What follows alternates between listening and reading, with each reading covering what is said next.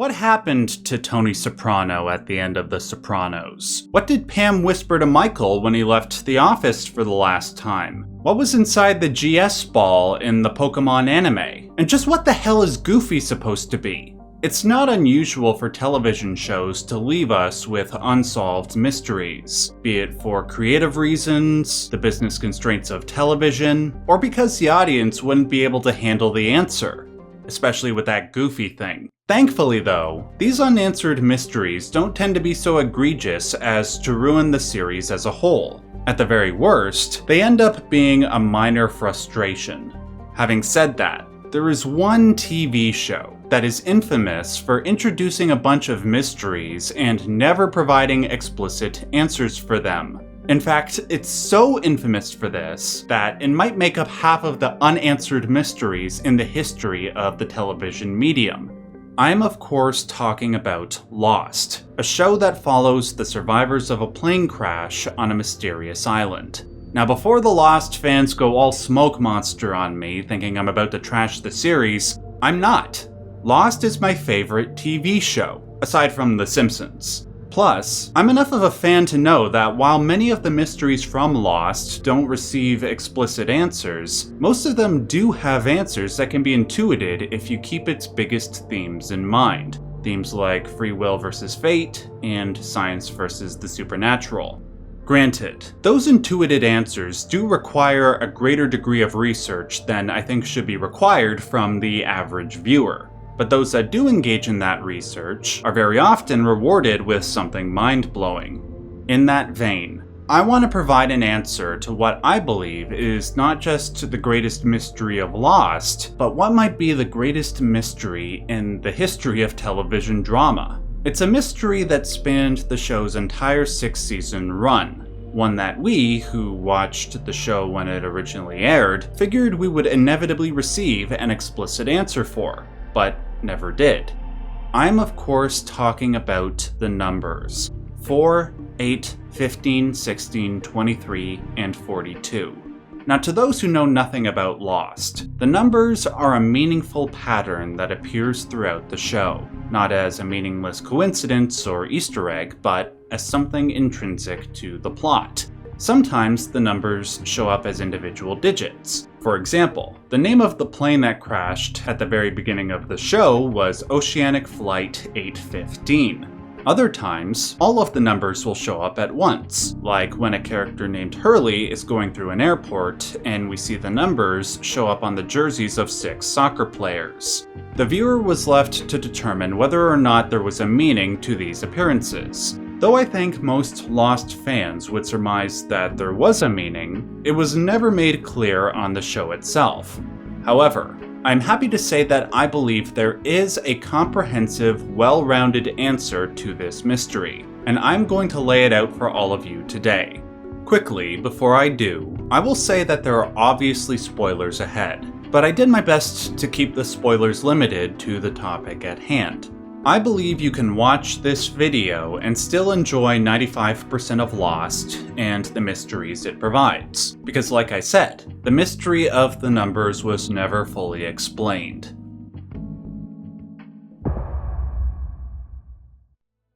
We are first introduced to the numbers in episode 18 of season 1, an episode that focuses around the life of the aforementioned Hurley before the plane crash. At the beginning of the episode, Hurley is watching television at home while arguing with his mother about the current state of his life.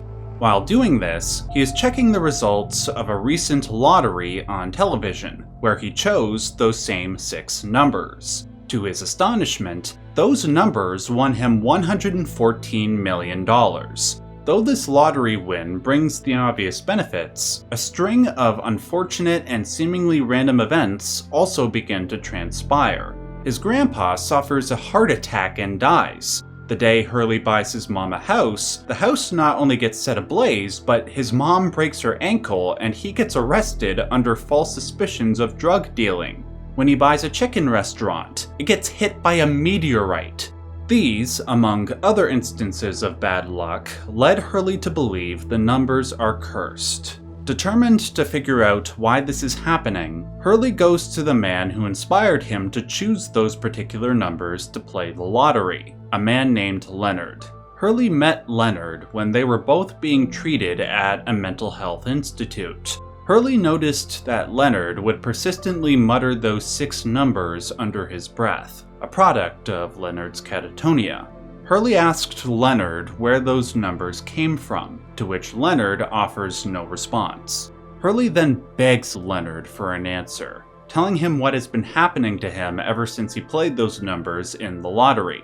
When Leonard hears this, he breaks out of his catatonic state and flies into hysteria. He tells Hurley that he shouldn't have done that, and that he, quote, opened the box. Before being escorted away by hospital staff, Hurley asks Leonard again where he heard the numbers from, to which he responds that he should seek out a man named Sam Toomey, who resides in Kalgoorlie, Australia. Hurley travels to Kalgoorlie to meet with Sam's widow, Martha. She tells Hurley that Leonard and Sam heard those numbers when they were stationed at a listening post to monitor the Pacific Ocean. They heard the numbers playing through a looped radio broadcast coming from an unknown source. This was all the information that Hurley was able to divine before he crashed on the island, an event that he, of course, blames his bad luck for. Towards the end of episode 18, Hurley meets a woman named Danielle, whose boat crashed on the island 17 years prior. Hurley hands her a piece of paper that another character, Saeed, stole from her camp when he was captured by her. On that paper were the same numbers repeated over and over. He asks her why she wrote those numbers down, and she reveals that she got them from a radio tower broadcasting on the island. As we find out throughout Season 2, this radio tower was placed there as a part of a scientific research project called the DHARMA Initiative. We learn that the initiative's presence on the island had something to do with a large pocket of electromagnetic energy that laid underneath. At one point, there was an incident that caused that electromagnetic energy to balloon to such an extent that it might threaten the entire globe. To stop this, the DHARMA Initiative created a system that would discharge the electromagnetic buildup. This was accomplished by inputting a code into a computer every 108 minutes. And yes, this code was 4, 8, 15, 16, 23, 42. As interesting as this all is, this does not reveal why those numbers were chosen for the computer, why they were broadcast from the radio tower, why they show up everywhere, and why they cause bad luck. Unfortunately, the answers to these questions were never provided to us, at least on the show itself. I want some friggin' answers! There are clear-cut answers for why those numbers were chosen for the code and why they were broadcast, and those answers provide a clue regarding their seemingly supernatural properties. However, the only way you would get those answers is if you participated in a marketing campaign that took place between the end of Season 2 and the beginning of Season 3, an online alternate reality game known as The Lost Experience. No, seriously, the creators of the show decided to hide answers to the show's biggest mystery exclusively in a marketing campaign that only the most hardcore of Lost fans would be interested in. And it was awesome. Admittedly, this probably wasn't the best way to handle the mystery of the numbers, but for people like myself who actively participated in the Lost Experience ARG back in the day, finding answers for the numbers was so exciting. It was like finding definitive proof that the government was covering up the existence of aliens. Now, I won't go into all the things that Lost fans had to do in order to crack the enigma of the numbers. If you want a full list, please check out Inside a Mind's fantastic recap of the Lost Experience, which I will link in the description box below. For this video, I will just focus on the most relevant details. When episode 20 of Season 2 originally aired in the United States, a commercial for the fictitious Hanso Foundation played. In the Lost universe, the Hanso Foundation was a financial organization that funded the DHARMA Initiative. At the end of that commercial was a phone number you could call, where you could listen to recordings from various employees at the Hanso Foundation. In a couple of these recordings, we heard the employees speak, only for their recordings to be overridden by a mysterious woman named Persephone. She told us that the Hanso Foundation was not to be trusted. If we wanted to learn the truth about them, she said we should go to their website and find a place to type in the words "breaking strain." If you input these words in the area where you could sign up for the website's newsletter, the site would glitch, revealing a variety of messages and codes left by Persephone. Eventually, these messages and codes enabled Lost fans to discover Persephone's true identity, and why she was against the Hanso Foundation. Her real name was Rachel Blake, and she revealed her intention to expose Hanso for deeply unethical behavior behind the scenes. Later in the summer of 2006, Rachel made an appearance at Comic-Con in San Diego, during a panel being held for Lost. During the Q&A segment, she told people to visit hansoexposed.com if they wanted to know the truth about the Hanso Foundation. When you went to that website, you found a 6-minute video cut into 70 clips. All 70 of those clips had to be unlocked with a code, and these codes were hidden both in real life and on the internet. These ranged from places that were obvious, like Rachel Blake's blog and the official Lost magazine, to really unusual places, like a random field in Greenwich, London, or an advertisement in Times Square. Eventually, all codes were discovered, the video was pieced together, and the mystery of the numbers was finally given concrete answers. The video features Alvar Hanso, the CEO of the Hanso Foundation, explaining the true reason why the DHARMA Initiative was established. After the Cuban Missile Crisis in 1962, the United States and the Soviet Union joined forces through the United Nations Security Council to ensure a similar crisis would never happen again. The primary result of this collaboration was something known as the Valenzetti equation. Produced by an Italian mathematician named Enzo Valenzetti, the equation, quote, predicted the exact number of years and months before humanity extinguishes itself. Valenzetti gave numerical value to the core environmental and human factors in his equation, and that numerical value was the 6 numbers. The chief goal of the DHARMA Initiative was to find ways to manipulate the environment in a drastic way so that humanity would not destroy itself through various forms of warfare, pandemic, overpopulation, etc. They were on the island because they wished to manipulate the huge pocket of electromagnetic energy underneath, in the hopes that it might manipulate the world's environment enough that any of the 6 numerical values would be changed. During DHARMA's tenure on the island, they set up a radio tower to broadcast the numbers on loop. If they were successful, they would let those in the outside world know by changing one or more of the numbers in the broadcast. Unfortunately, Rachel's video and the show itself makes it quite clear that their fate-altering efforts were in vain. This reveals why those particular numbers were chosen for the computer that would discharge the electromagnetic buildup, and why there was a radio tower broadcasting them. Let me remind you, none of this was revealed on the show itself. Sorry, no. There was one instance in episode 17 of season 2, when John Locke, one of the main characters, accidentally got trapped under a blast door in one of the DHARMA Initiative's facilities. There's a brief moment where the light goes out and a black light turns on, revealing a map of the island on the blast door. If you pause the show and look in the bottom left-hand corner of the map, you see a very blurry notation that says, quote, low priority zone for exploration, possible site for above-ground study of low relevance to Valenzetti-related research activity.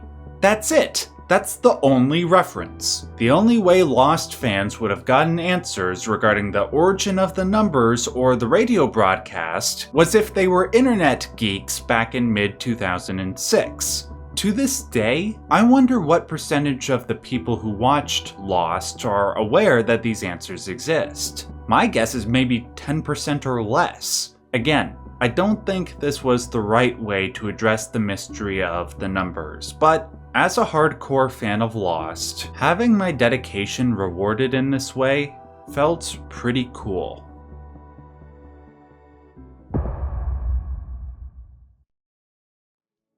But with all of this being said, we are still left with the initial question of why the numbers show up everywhere and why they seemingly cause bad luck. Though I believe there are answers to these two questions, they are definitely not explicit. Like I said before, those answers have to be intuited. Starting with why the numbers show up everywhere, I believe the best way to explain this is to state my thesis outright and then justify after the fact. In nature, there are certain mathematical laws that reveal themselves to us. There's the logarithmic spiral, which is related to things like the golden ratio and the Fibonacci sequence. There's the Pareto principle, which dictates that 80% of outcomes are dictated by 20% of causes, a principle that can be roughly applied to the way wealth distributes itself in a society. Regarding the Valenzetti numbers, I believe that they are like these other mathematical patterns showing up in nature, with one important distinction. They represent the most fundamental natural law of all, and that is fate. When the law of fate is guiding you to a predetermined end, that law will leave its mathematical signature either as singular digits in the equation or as a complete string. This theory of mine is supported in two key ways. One is in the purpose of the Valenzetti equation itself. They are the variables which dictate all of humanity's fate, their ultimate fate. And this fact ties perfectly into my other piece of supporting evidence, one that I stated all the way back at the beginning of the video. That is Lost's primary theme of free will versus fate. Does every person have a destiny that they need to fulfill? Or can we author our own life's direction? Without spoiling anything, Lost firmly comes down on the side of fate and determinism, with the caveat that humanity will do irrational things in order to struggle against their fate. Imagine being sucked down a large drain, but you still try to swim against the current. That is Lost's perspective on fate in a nutshell. There is one other piece of evidence to support this theory, but because I've tried to minimize spoilers for newcomers, I'm going to relegate that piece of evidence to the description box below. I will just say that it has something to do with the DHARMA Initiative's experiments with electromagnetism, as well as something that is revealed in Season 6, Episode 15. Finally, why do the numbers cause bad luck? Well, let's be clear. They only seem to cause bad luck to the people who wield the numbers in a certain way. To my recollection, there were only two characters that did this. One was Sam Toomey, who used those numbers in a contest, and Hurley. Keeping the theme of fate in mind, I propose two possibilities. First, wielding the divine formula of fate as an imperfect mortal human could bring bad luck. Using the numbers of fate to orchestrate a life-changing event, like winning the lottery, could go against the plan that fate has for you, and the bad luck is sort of like a heavy-handed course correction. The other possibility is that maybe fate anticipated Hurley would use those numbers to play the lottery all along, and the bad luck he experienced wasn't actually bad luck. It was the laws of nature making themselves known to Hurley so that he could seek out the reason behind them and fulfill his destiny. After all, if the instances of bad luck were instrumental in you fulfilling your destiny, can they really be bad luck? The answer to that question is the same answer regarding the true way fate operates in our lives. It's all a matter of perspective. In summary, the numbers are the mathematical signature left behind by fate, which Lost interprets as a divine law operating in our lives. Those that try to bend the law of fate, like the DHARMA Initiative, will fail. But those that live in accordance with fate's whims will find that they have an unimaginably beautiful purpose that they have to fulfill. Though I believe the numbers were the greatest mystery that Lost had to offer, there are a plethora of other wonderful mysteries in the show. What was the nature of the smoke monster? Why was the character of Walt so damned special? And why do dead people show up everywhere, and how do we know or not if they are hallucinations? If you would like to see me tackle those mysteries in concrete detail, let me know by hitting the like button and leaving a comment down below. If you like the type of in-depth analysis that I did with this video, I'm pretty confident you will like any of the other videos you see on screen now. Until my next video, I want to remind all of you, as always and as per usual, I want some friggin' answers!